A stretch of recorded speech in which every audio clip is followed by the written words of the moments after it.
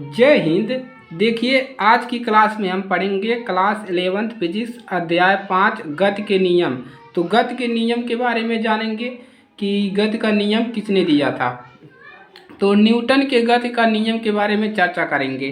तो इसमें हम प्रथम नियम के बारे में भी पढ़ेंगे और ये भी बताएंगे कि न्यूटन जी जो थे वो गति के कितने नियम दिए थे। तो बात करते हैं न्यूटन के गति के नियम की। तो ये कहानी जो है स्टार्ट होती है आपका जड़त्व के नियम से। जड़त्व के नियम से ही न्यूटन के नियम का उत्पाद हुआ। जैसे जड़त्व का नियम किसने दिया था? गैलीलियो जी ने जड़त्व के नियम के बारे में बताया। अब चलिए बात करते हैं। तो उन्होंने न्यूटन जी ने थोड़ा दिमाग लगाया आने के बाद, गैलीलियो के बाद। तो न्यूटन ने गैलीलियो की मदद से गति के 3 नियम दिए। उन्होंने गैलीलियो की मदद से क्या किया?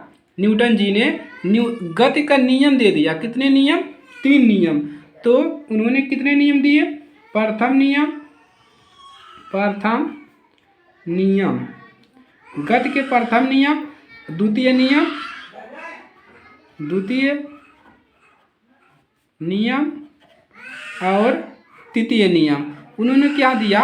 3 नियम दे दिए। तृतीय नियम उन्होंने क्या किया? गैलीलियो की मदद से उन्होंने 3 नियम दे डाले। अब बात करते हैं प्रथम नियम की। तो आज की क्लास में हम प्रथम नियम के बारे में डिटेल में जानेंगे, तो आप लोग हमारे साथ बने रहिएगा। चलिए प्रथम नियम की बात करते हैं कि प्रथम नियम होता क्या है। चलिए प्रथम नियम के बारे में जानेंगे कि प्रथम नियम होता क्या है। तो प्रथम नियम में ये कहा गया कि चलिए सबसे पहला इसका परिभाषा लिखते हैं। न्यूटन के गति का प्रथम नियम। तो लिखिए न्यूटन के गति का प्रथम नियम। न्यूटन के गति का प्रथम नियम। तो प्रथम नियम के परिभाषा पहले लिखेंगे, उसके बाद उसको उदाहरण से भी समझेंगे। चलिए इसका क्या लिखते हैं? परिभाषा लिखते हैं। चलिए, तो न्यूटन जी ने क्या बताया कि प्रत्येक पिंड, लिखेंगे यहाँ पर परिभाषा,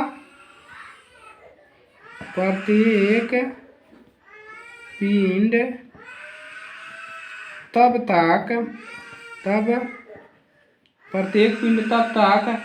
अपनी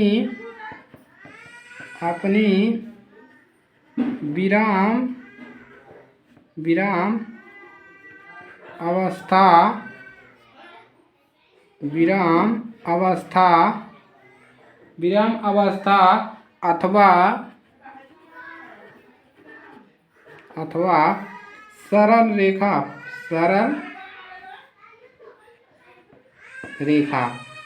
रेखा। चलिए परिभाषा देखेंगे। तो प्रत्येक पिंड तब तक अपनी विराम अवस्था अथवा सरल रेखा में एक समान गति की अवस्था में रहता है जब तक कोई बाह्य बल उसे ऐसा करने के लिए विवश नहीं करता।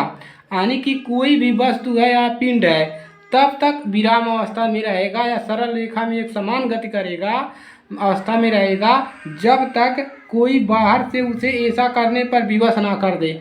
चलिए इसमें हम उदाहरण भी करेंगे कि उदाहरण इसमें लेते हैं। चलिए अब इसमें हम क्या लेंगे? उदाहरण लेंगे। चलिए उदाहरण से इसको समझेंगे। चलिए उदाहरण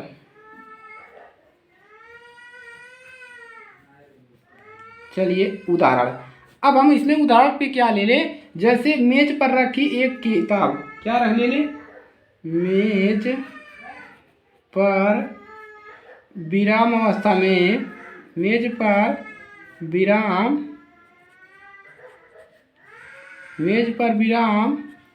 अवस्था में रखी एक पुस्तक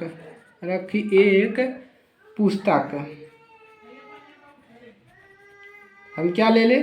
मेज पर, यानी कि मेज पर अगर एक विराम अवस्था में रखी एक पुस्तक है, यानी कि मेज पर इस प्रकार से मेज पर एक पुस्तक को रख देंगे तो क्या होगा? देखिए जब उस पर हम मेज को एक पुस्तक पे रख देंगे तो गति का नियम यहाँ पर कैसे सिद्ध होगा? कि पुस्तक पर दो बल कार्यरत रहेगा। देखिए पुस्तक पर क्या होगा, पुस्तक पर दो बल लगेगा। कौन सा बल, देखिए पुस्तक पर दो बल लगेगा, यानी कि यह कार्यरत रहेगा, लगेगा। कौन सा बल लगेगा पुस्तक पर दो बल?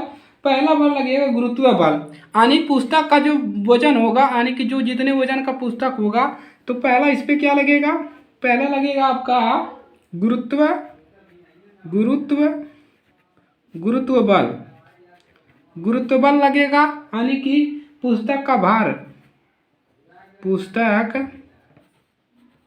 पुस्तक का भार, जिसको W से दिखाते हैं, ए लगेगा। पहला बल तो ए लगेगा। अब चलिए दूसरा बल क्या लगेगा, यहाँ पर दूसरा बल लगेगा नीचे की ओर, यानी कि जो मेज द्वारा पुस्तक पर ऊपर की दिशा में अभिलंब बल कार्यरत रहेगा, यानी कि जो मतलब पुस्तक मेज पर रखा हुआ है वो क्या करेगा, गुरुत्व बल कहाँ पर लगेगा, नीचे की बात, यानी कि जैसे मेज पर, ऐसे मान लीजिए मेज पर रखा हुआ है पेन, तो इसका जो गुरुत्व बल होगा वो नीचे की तरफ लगेगा।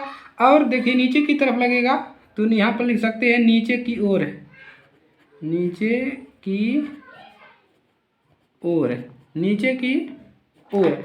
अब चलिए आगे बढ़ेंगे। दूसरा क्या मिलेगा, दूसरा मिलेगा आपका मेज द्वारा पुस्तक पर ऊपर की दिशा में, मेज द्वारा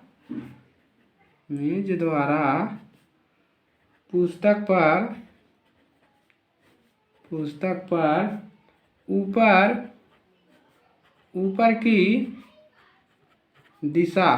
ऊपर की दिशा में अभिलंब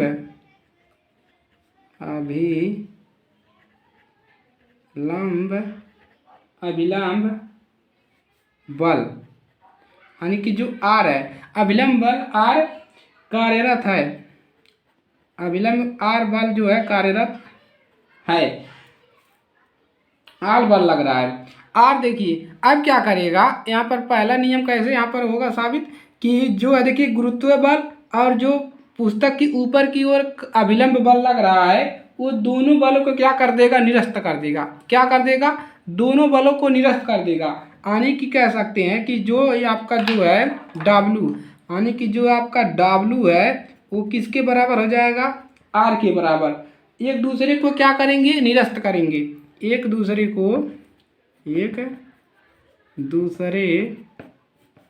बल को निरस्त कर देगी, निरस्त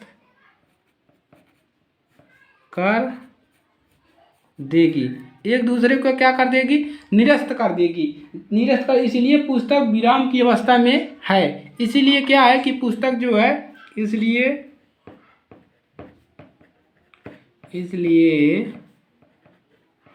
पुस्तक विराम अवस्था